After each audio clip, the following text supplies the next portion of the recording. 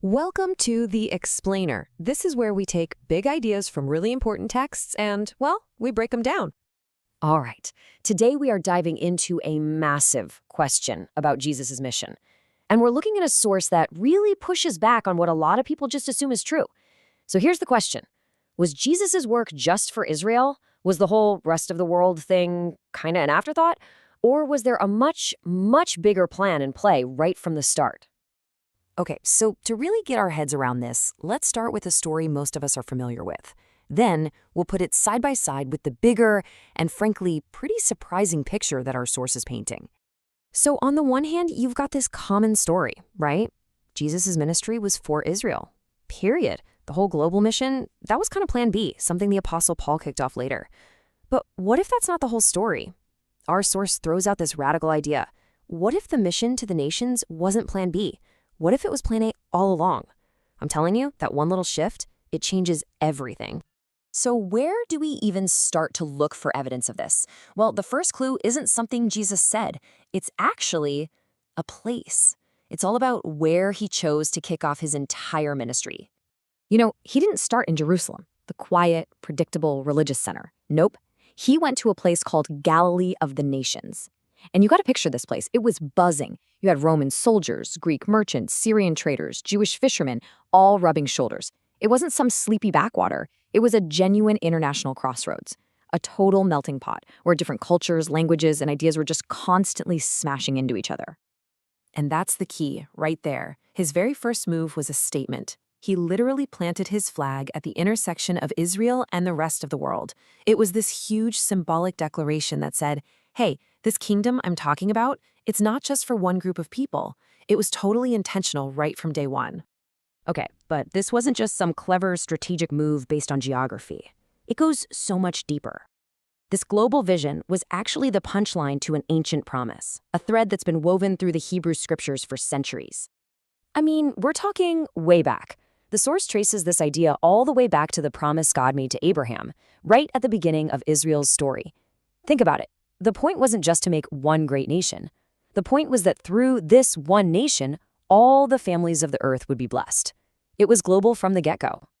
And then the prophets, guys like Isaiah, they just shout it from the rooftops. They make it crystal clear that the Messiah's mission was always meant to go global.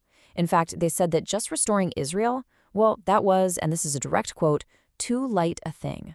It's like saying, that's too small a job for the Messiah. The real mission was to be a light for the whole world. Okay, buckle up, because this is where the story just explodes into something much, much bigger. We're moving beyond a simple teaching tour and reframing Jesus' mission as, well, a cosmic conflict. This wasn't just about winning a debate or changing a few minds. This was about reclaiming enemy territory. So our source brings up this really fascinating ancient way of seeing the world, the Deuteronomy 32 worldview. The basic idea is that the nations, the non-Israelite peoples, weren't just different. They were seen as being spiritually hijacked. The story goes that after the whole Tower of Babel incident, the nations were put under the authority of lesser divine beings who, you guessed it, rebelled. They led the world into idolatry and spiritual darkness. So with that in mind, think about this. When Jesus steps into non-Jewish lands, it's not a friendly visit. It's an invasion. He's marching into hostile territory to take it back. Every single healing, every exorcism, every bit of teaching he did in those places, it was an act of cosmic rescue, a direct challenge to the spiritual authorities that had a grip on those people. And seeing it this way as a kind of spiritual warfare, it totally reframes his encounters with Gentiles, like the Samaritan woman or the Roman centurion. These aren't just sweet stories about Jesus being nice to outsiders. No way. They are targeted, strategic strikes.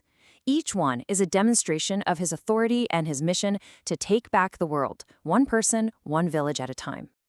And what's so wild is how Jesus constantly blew his followers' minds by pointing to these outsiders and saying, now that's faith. He holds up a Roman soldier, an occupying force, and says he has more faith than anyone in Israel. He was radically redrawing the lines of God's family, making it clear that it's about loyalty to him, not your bloodline.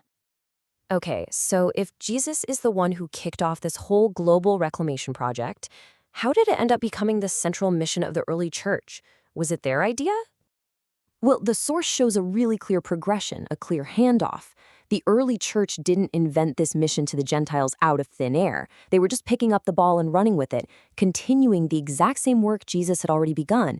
This means the Apostle Paul wasn't some rogue innovator who came up with this whole thing. He was more like the theologian of the movement, the guy who put the words and the framework around the reality that Jesus had already kicked into motion.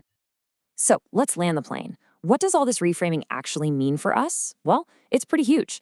It means the mission to the nations isn't some optional side project for the church. It's the whole point. It's not just about being nice to people. It's about engaging in cosmic rescue. And maybe most importantly, it tells us that God's family isn't defined by ethnicity or borders, but by one simple thing: loyalty to Jesus. And that brings us to a final, pretty challenging question to chew on.